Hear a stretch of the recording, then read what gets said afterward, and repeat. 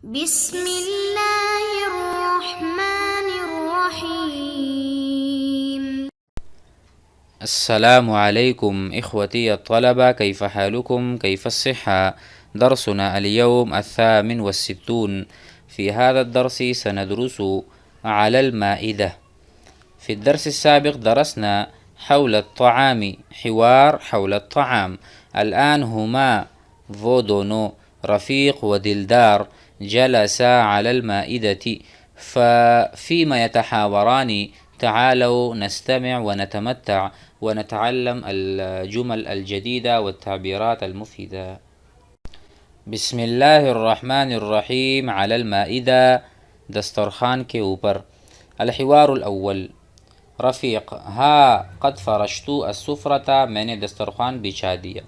ہا قد فرشت السفرة. ووضعت عليها، اور اس پر میں نے رکھ دیا. وضع یضع، رکھنا. ما جئت به، جو میں لے کر آیا ہوں. جئت به، جئت میں آیا ہوں. به اس چیز کے ساتھ، وہ بھی لے کر آیا ہوں. جاء به وجاء، فرق بینہما، وأنا شرحت هذا في الدروس السابقة. فقال دلدار: سم اللہ، سما یسمی، اللہ کا نام لو.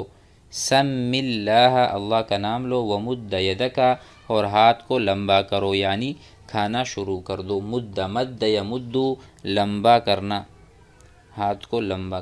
سم اللہ ومد یدک. وإیاک، اور ہرگز ہرگز، ان تسرع، آپ جلدی نہیں کریں گے. فی الاکل، کھانے میں. لئلا تغص، تاکہ آپ کے گلے میں نوالا نہ اٹک جائے. لئلا تغص، غص یغص. سم اللہ ومد یدک وإیاک ان تسرع، اور ہرگز آپ جلدی نہ کریں. فی الاکل، کھانے میں، تاکہ آپ کا نوالا نہ پسے. لئلا تغص. ثم قال رفیق: لا تخف، لا تحزن، لا تخف، آپ خوف مت کریں، مت ڈریں. فإن حلقی واسع، میرا جو حلق ہے وہ بہت کشادہ ہے. ويتحمل اکبر لقمۃ، وہ بہت بڑے لقمے کو بھی برداشت کر سکتا ہے. ويتحمل، تحمل يتحمل، برداشت کرنا. اکبر لقمۃ، بڑا لقمہ. فقال دلدار: تذوق، چکو. هذا المرق، اس سالن کو. تذوق هذا المرق، اس سالن کو چکو. فقد جاء به احد الطلاب، اس کو ایک طالب علم لے کر آیا ہے. فقال رفیق: ناولنی، مجھے دے دو. منہ، اس میں سے. ناولنی منہ، اعطنی منہ. ناولنی منہ معناه اعطنی منہ. ثلاث اغرافات، اغرافة واحدة، اغرافہ ایک چمچ. نقول اغرافہ ونقول مغرفہ.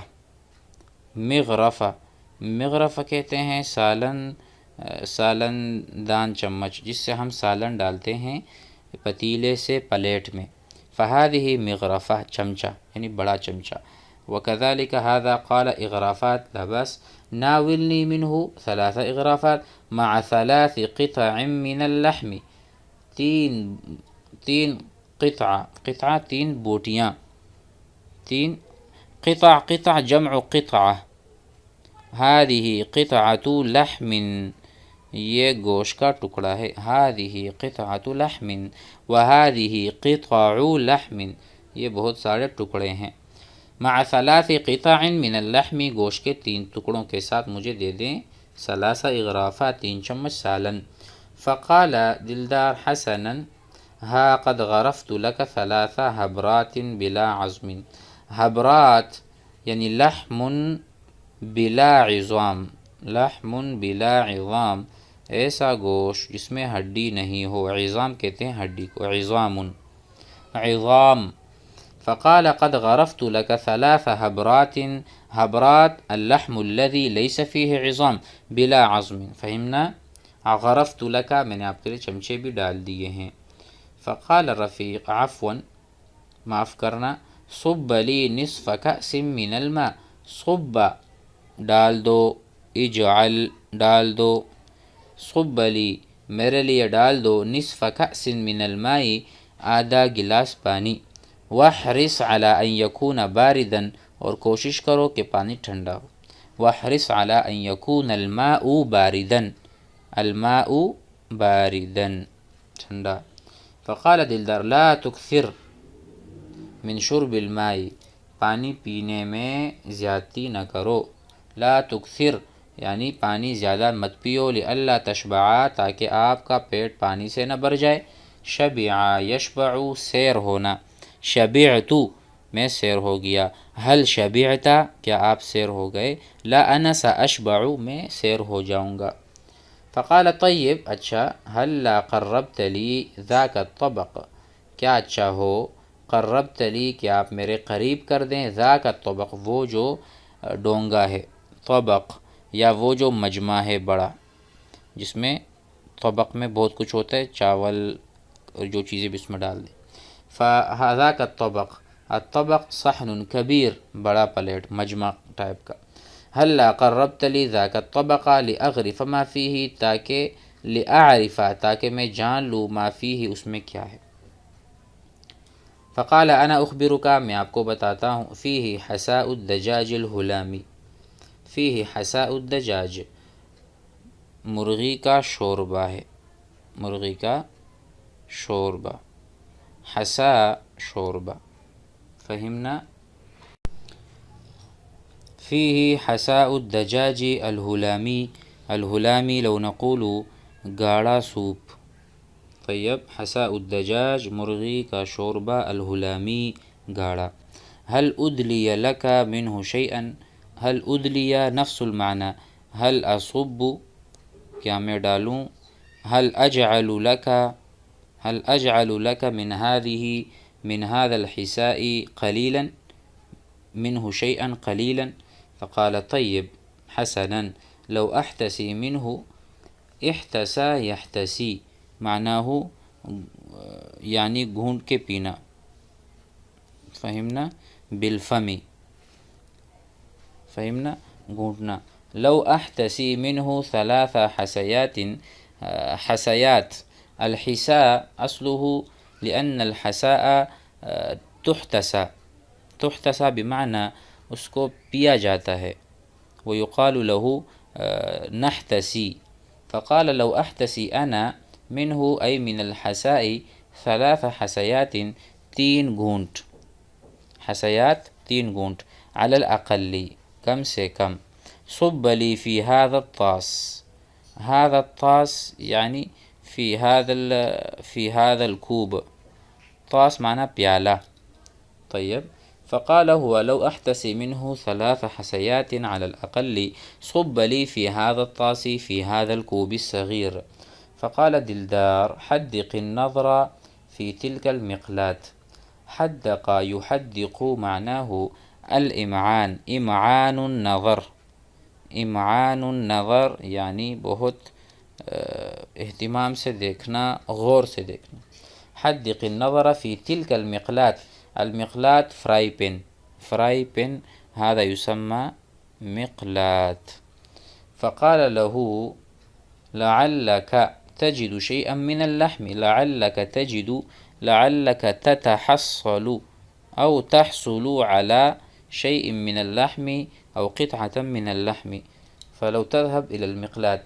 فقال لم تبق فيه ولو وذرة، وذرة بمعنى اللحم كما درسنا فوق، هبرات، هبرات وذرة معناهما واحد، مترادفان أو مترادفتان، كلمتان مترادفتان، يعني اللحم بلا عظم، ليس عظام فيه، لا عظام فيه، وذرة فقد نصف تماما، فقد تم نصف، نظف صاف ہو گیا ہے، نظف، نظف الصحن ونظفت المقلاة تماما، نصف من النسف۔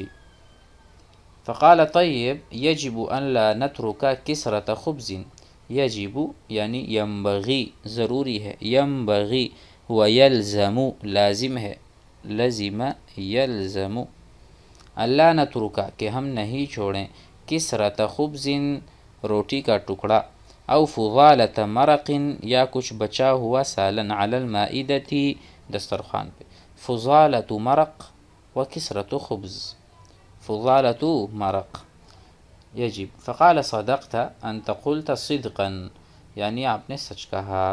وعلينا أن نستلت الصحائف والقصع ونلعق أصابعنا. علينا أن نستلت الصحائف. صحاف الصحون، الصحون معناه پلیٹیں یا برتن. فكذلك الصحاف جمع صحفة، صحفة معناها برتن پلیٹ. فنستلت الصحاف أي ننظف الصحاف. والقصع، قصع كذلك يعني كبير.